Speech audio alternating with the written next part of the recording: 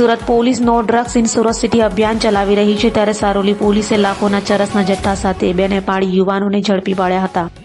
સુરતમાં no drugs in Surat city અભિયાન Surat police ચલાવી રહી છે, ત્યારે પેટ્રોલિંગ કરી રહેલી સારોલી પોલીસે લાખોનો ચરસ ઝડપી પાડ્યો હતો। સારોલી પોલીસની ટીમ પેટ્રોલિંગમાં હતી ત્યારે બાતમીના આધારે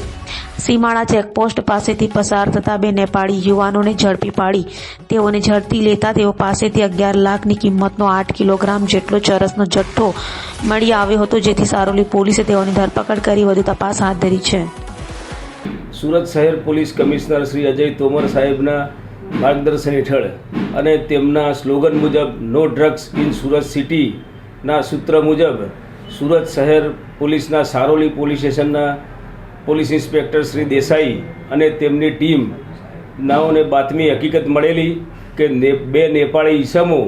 નેપાળથી પ્રતિબંધિત ચરસનો જથ્થો લઈ અને પોતે મહારાષ્ટ્ર પૂણા ખાતે બંને આરોપીઓ આપવા માટે જનાર છે અને તેઓ સુરત શહેરના સીમાડા ચેકપોસ્ટથી પસાર થનાર છે। માનનીય પોલીસ કમિશનર સાહેબ નાઓએ આવા NDPSના કેસો શોધી કાઢવાની સૂચના આપતા joint commissioner Shri sector 1 sir તેમજ DCP ઝોન 1 સરના માર્ગદર્શન અને સૂચના મુજબ સારોલી પોલીસ સ્ટેશનની ટીમે બે નેપાળી ઈસમોને સારોલી પોલીસ સ્ટેશનની સીમાડા ચેકપોસ્ટ ખાતે આશરે 9 કિલો જેટલા ચરસના જથ્થા સાથે પકડી પાડેલ છે। તે સિવાય આરોપીઓ પાસેથી નેપાળ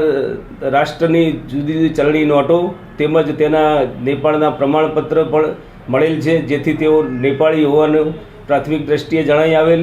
તેઓની પૂછપરછ દરમિયાન બંને આરોપીઓએ નેપાળમાંથી જુદી જુદી જગ્યાએથી ચરસનો જથ્થો એકત્ર કરી અને એક સંદીપ નામના વ્યક્તિ કે જે પુણે મહારાષ્ટ્ર ખાતે તેને ડિલિવરી કરવા જતા હતા, એ દરમિયાન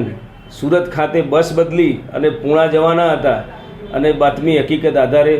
બંને ઈસમો પકડાઈ ગયેલ છે અને તેમની પાસેના જે NDPS ડ્રગ્સ ચરસના જથ્થા બાબતે FSL અધિકારીએ પણ પ્રાથમિક તપાસણી કરી અને NDPSનો પદાર્થ હોવાનું પણ પ્રમાણિત કરેલ છે અને આ બાબતે સારોલી પોલીસ સ્ટેશનમાં ગુનો નોંધી અને હાલ તપાસ ચાલુ છે। બંને આરોપીઓ પોલીસ કસ્ટડીમાં છે।